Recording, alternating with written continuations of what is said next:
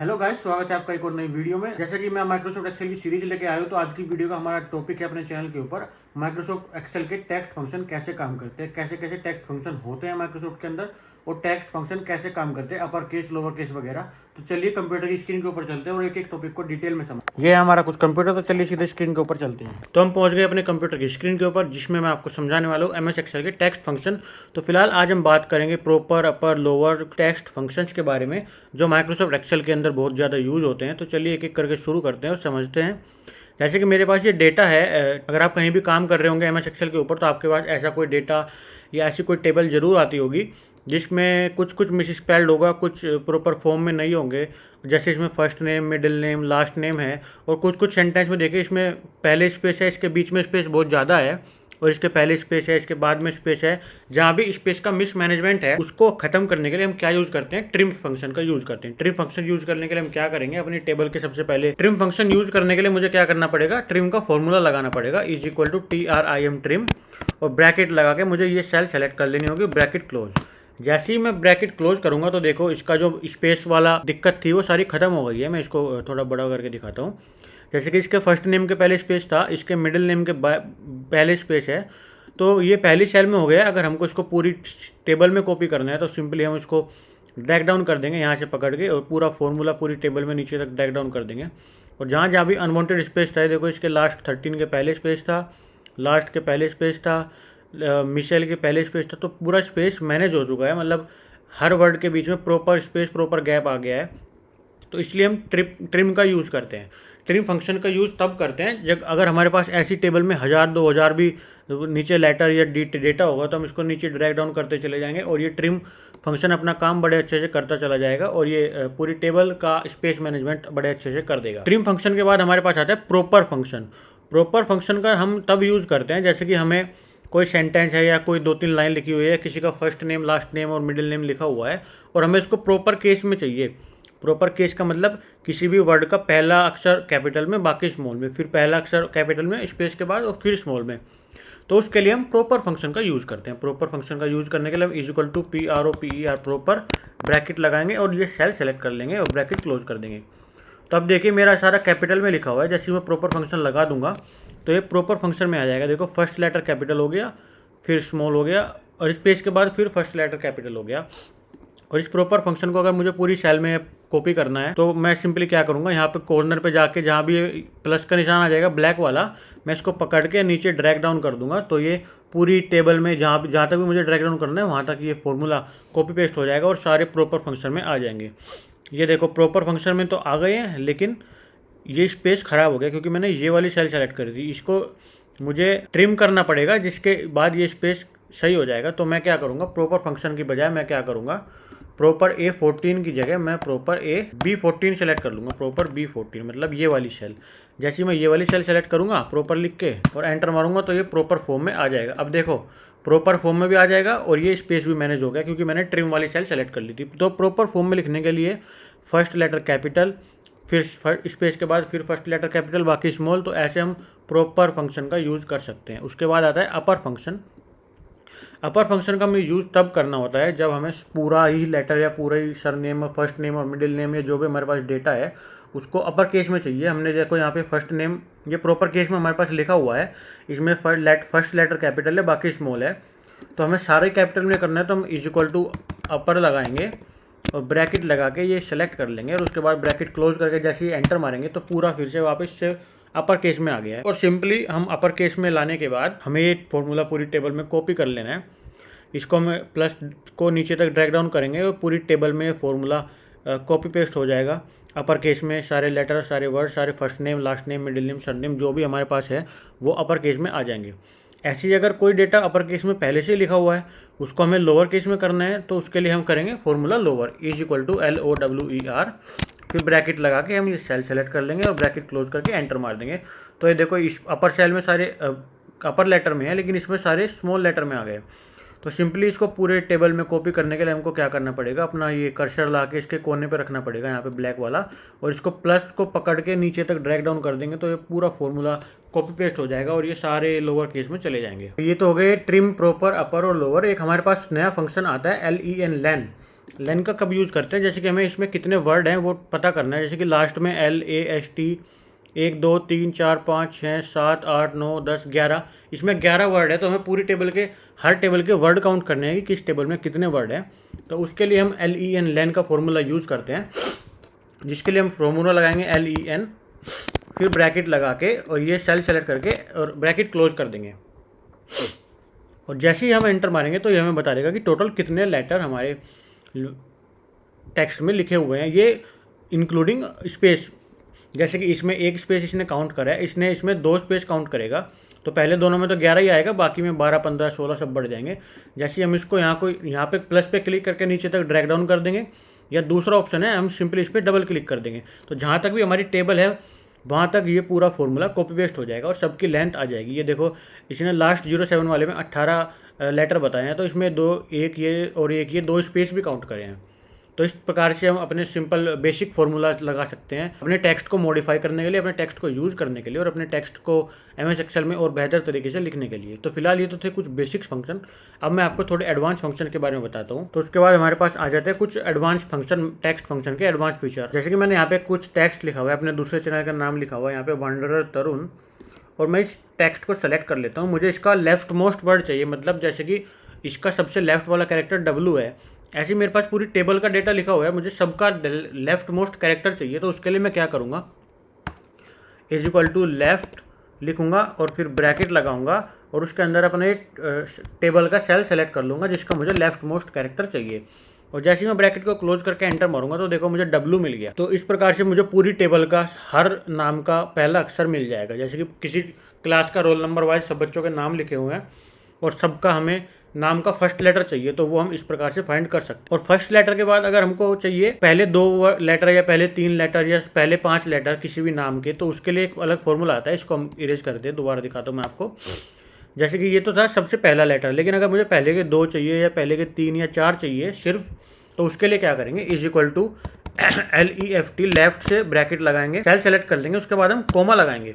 तो कोमा लगाते हमारे पास आ जाए नंबर चार्ट।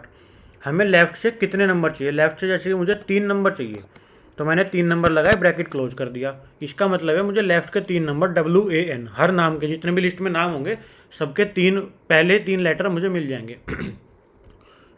जैसे मैंने एंटर मारा तो देखो मुझे WAN मिल गया। जैसे कि लेफ्ट के 3 वर्ड ले लिए, अगर मुझे लेफ्ट के 4 वर्ड लेने तो मैं इसमें सिंपली 3 की जगह 4 लिख दूंगा, तो इसमें लेफ्ट के WAND तक आ जाएगा। तो जितने भी आपको वर्ड लेने हैं वो आप लिख सकते हैं। उसके बाद राइट के मुझे 2 वर्ड चाहिए, E और R, तो मैं क्या करूँगा, = राइट ब्रैकेट लगा के ये सेल सेलेक्ट कर लूँगा और फिर कोमा लगा के लिखूँगा 3, तो मुझे लास्ट के मतलब राइट साइड के 3 लेटर मुझे मिल जाएंगे। जैसे मैं एंटर मारूंगा तो देखो RER मुझे मिल गया। उसी प्रकार से मुझे मिड कैसे लेना है, मतलब पूरे सेंटेंस का, पूरे वर्ड का जो मिड कैरेक्टर है मुझे ये चाहिए, तीसरा, चौथा और 5वां। तो मैं यहाँ पे = फॉर्मूला लगाऊंगा MID मिड। उसके बाद जैसे मिड वाला आता है तो मुझे मिड में ब्रैकेट लगाना है और मुझे क्या चाहिए, स्टार्ट नंबर। सबसे पहले तो मैंने टेक्स्ट सेलेक्ट कर लिया, उसके बाद मैंने लगाया कोमा और उसके बाद स्टार्ट नंबर। जैसे कि मुझे 1 2 3 थर्ड वाले कैरेक्टर से चाहिए, शुरू के तीसरे से शुरू होके, और उसके बाद के 3 कैरेक्टर मुझे चाहिए। तो इसका मतलब ये है कि जैसे ही मैंने टेक्स्ट सेलेक्ट करा उसके बाद कोमा लगा के मुझे तीसरा कैरेक्टर चाहिए, तीसरा कैरेक्टर मतलब N, और उसके बाद के कितने चाहिए, 3, कोमा लगा के फिर 3 लिख दिया। तो तीसरा कैरेक्टर और उसके बाद के 3 लेटर मुझे चाहिए। तो मैं एंटर मारूंगा तो मुझे बीच के देखो तीसरा कैरेक्टर और उसके बाद के 1 2 और 3 NDE मुझे यहाँ पे मिल गया। और उसी प्रकार से जैसे कि हमारे पास ऐसे ही 2 टैब में अलग अलग है, एक फर्स्ट नेम और एक लास्ट नेम, तो हमें उनको एक जगह पे कॉन्कैटिनेट करना है। तो उसके लिए हमें कॉन्कैटिनेट का फॉर्मूला लगाना होगा। उसके लिए हम क्या करेंगे, सिंपली = और जो यहाँ पे लिखा है कॉन्कैटिनेट वही लिख देंगे हम, CONCATENATE कॉन्कैटिनेट, ब्रैकेट लगा के पहला फर्स्ट नेम सेलेक्ट कर लेंगे, फिर कोमा लगा के टेक्स्ट 2 सेकंड नेम सेलेक्ट कर लेंगे और जैसे ही हम एंटर मारेंगे तो ये यहाँ पे कॉन्कैटिनेट हो गया। जैसे कि हमारे पास फर्स्ट नेम का और लास्ट नेम का डेटा है, हमको उसको एक जगह लिखना है, तो उसके लिए हम कॉन्कैटिनेट का यूज़ करते हैं। जैसे कि यहाँ पे मेरा फर्स्ट नेम लिखा हुआ है, यहाँ पे मेरा सेकंड नेम लिखा हुआ है और मुझे तीसरी टेबल में फर्स्ट नेम और सेकंड नेम एक ही जगह लिखना है, तो उसको करने के लिए हम कॉन्कैटिनेट का यूज़ करते हैं। तो ये तो देखो बिना स्पेस के मेरा फर्स्ट नेम और लास्ट नेम आ गया है, लेकिन अगर मुझे अपने फर्स्ट नेम और लास्ट नेम के बीच में स्पेस भी ऐड करना है तो उसके लिए मैं दोबारा कॉन्कैटिनेट का फॉर्मूला लगाऊंगा। कॉन्कैटिनेट ब्रैकेट लगा के मैंने अपना ब्रैकेट लगा के फर्स्ट नेम सेलेक्ट कर लिया। उसके बाद मैं क्या करूँगा, कोमा लगा के और डबल कोमा के double comma space double comma और उसके बाद फिर स्पेस लगाऊंगा। तो मेरा एक बीच में स्पेस मैंने सेव कर दिया और उसके बाद मैं सेकंड नेम सेलेक्ट कर लूँगा। और जैसे मैं ब्रैकेट लगा के एंटर मारूंगा तो यहाँ पे मेरा फर्स्ट नेम, फिर ये बीच में स्पेस एक मैंने ऐड कर दिया, उसके बाद सेकंड नेम। तो जैसे ही मैंने ऐड किया है तो यहाँ पे देखो फर्स्ट नेम और लास्ट नेम के बीच में एक स्पेस आ गया है। तो इससे आप बड़े आसान तरीके से अपने फर्स्ट नेम और लास्ट नेम के बीच में स्पेस भी ऐड कर सकते हैं। तो ऐसे ही हमारे पास नए ऑप्शन है find, search, replace and substitute. जैसे कि मैंने यहाँ पे कोई मुंबई लिखा हुआ है, मुंबई में मुझे लेटर M फाइंड करना है कि कौन से नंबर पे, जैसे 1 2 3, तो ये तीसरे नंबर पे M लिखा हुआ है, तो मुझे फाइंड करना है कि M लेटर कौन से नंबर पे लिखा हुआ है। तो मैं क्या करूँगा, इज इक्वल टू फाइंड, तो फाइंड लगा के ब्रैकेट लगा के डबल कोमा के अंदर मैं स्मॉल m लिखूंगा, डबल कोमा क्लोज कर दूंगा। उसके बाद कोमा लगा के अपनी सेल सेलेक्ट करूँगा जिस सेल के वर्ड के अंदर मुझे अपना नंबर फाइंड करना है। तो जैसे मैं सेल सेलेक्ट करके एंटर मारूंगा तो ये 3 लिखा हुआ आ जाएगा। इसमें देखो स्मॉल m है तीसरे नंबर पर, क्योंकि मैंने स्मॉल m सर्च किया था वो तीसरे नंबर पे है, लेकिन अगर इसकी जगह मैं कैपिटल M सर्च करूँगा तो वो पहले नंबर पे है, तो वो 1 दिखा देगा। उसी प्रकार से हमारे पास सर्च का ऑप्शन आता है, is equal to search. Search भी सेम ही काम करता है, मैं करके दिखाता हूँ। सर्च ब्रैकेट लगा के डबल कोमा के अंदर M, फिर डबल कोमा क्लोज, कोमा लगा के अपनी सेल सेलेक्ट कर ली और जैसे ही हम एंटर मारेंगे तो इसमें देखो स्मॉल m तीसरे नंबर पे लिखा हुआ है, लेकिन ये हमें पहले नंबर पे बताएगा। पहले नंबर पे क्यों बताएगा, क्योंकि फाइंड तो होता है केस सेंसिटिव। फाइंड में जो हम अगर स्मॉल में लिखेंगे तो वो स्मॉल लेटर को फाइंड करेगा, लेकिन अगर हम सर्च करेंगे तो वो स्मॉल लेटर और कैपिटल लेटर जो भी है दोनों को फाइंड कर देगा। दोनों में जो पहले लिखा होगा उसका नंबर हमें ये दे देगा। उसके बाद हमारे पास ऑप्शन आता है रिप्लेस का। रिप्लेस क्या होता है कि अगर हमें जैसे कि TARUN मेरा नाम लिखा हुआ है, इसमें मुझे बीच के 2 कैरेक्टर R और U की जगह AAA टाइप करना है, तो वो हम कर सकते हैं। उसके लिए कैसे करेंगे, इज इक्वल टू रिप्लेस लगाएंगे, फिर ब्रैकेट लगाएंगे तो ये नीचे दिखा देगा ओल्ड टेक्स्ट। हमें पहले ओल्ड टेक्स्ट सेलेक्ट कर लेना है, उसके बाद हमें कोमा लगा लेना, फिर आएगा स्टार्ट नंबर। जैसे कि RU मतलब 1 2 3, ये 3 पे लिखा हुआ है R, तो मुझे R के बाद के 2 नंबर चाहिए, 3 के बाद के 2 नंबर चाहिए मुझे R और U। तो मैंने नंबर कैरेक्टर शुरू कर दिया और उसके बाद मुझे चाहिए क्या, AAA। तो मैं डबल कोमा लगा के A लिख दूंगा और डबल कोमा क्लोज कर दूंगा और ब्रैकेट क्लोज कर दूंगा। तो मतलब मुझे अब मिलेगा TA और AAA, T के बाद 4A और N। जैसे मैं एंटर मारूंगा देखो T के बाद 4A और N। मतलब दोबारा मैं आपको समझाता हूँ, देखो फॉर्मूला मिटो के समझाता हूँ मैं। मुझे कुछ रिप्लेस करना है, तो रिप्लेस के बाद मैंने अपना टेक्स्ट सेलेक्ट कर लिया। मुझे इस टेक्स्ट के अंदर R और U मतलब R और U की जगह कुछ और करना है, तो मैंने कोमा लगाया। R तीसरे नंबर पे लिखा हुआ है तो मैंने यहाँ पे 3 लिख दिया। उसके बाद कोमा लगा के 3 के बाद के कितने नंबर मुझे रिप्लेस करने हैं, तो मुझे 3 के बाद के तीनों नंबर रिप्लेस करने हैं, तो मैंने 3 लिख दिया यहाँ पे। उसके बाद 3 नंबर रिप्लेस करके उसके जगह लिखना क्या है आपको, तो जैसे मैं डबल कोमा के अंदर लिख दूंगा RPOI, मुझे POI लिखना है, रैंडम में कुछ भी लिख सकता हूँ और ब्रैकेट क्लोज कर दूंगा। जैसे ही ब्रैकेट क्लोज करके एंटर मार दूंगा तो मुझे क्या मिलेगा, TAPOI। जब देखो एंटर मारा तो TAPOI।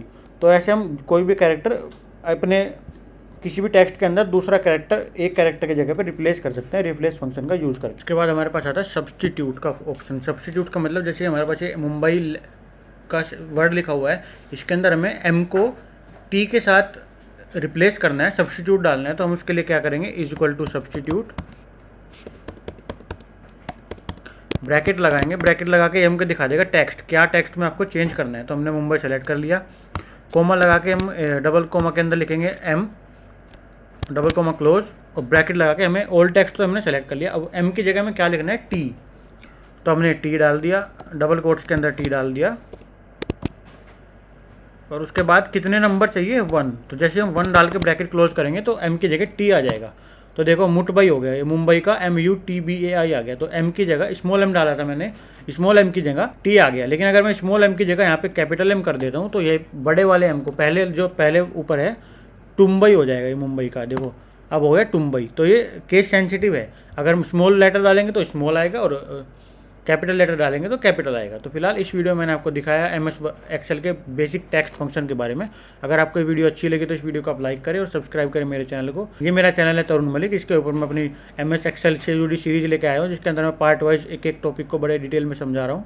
अगर आपको वीडियोस अच्छी लगी तो नीचे डिस्क्रिप्शन में पूरी प्लेलिस्ट का लिंक है, आप प्लेलिस्ट के लिंक पे जाके sequence wise part 1, part 2, part 3 करके पूरा MS एक्सेल बेसिक से एडवांस तक सीख सकते हैं। तो फिलहाल इस वीडियो में इतना ही। Thank you for watching, have a nice day, bye bye.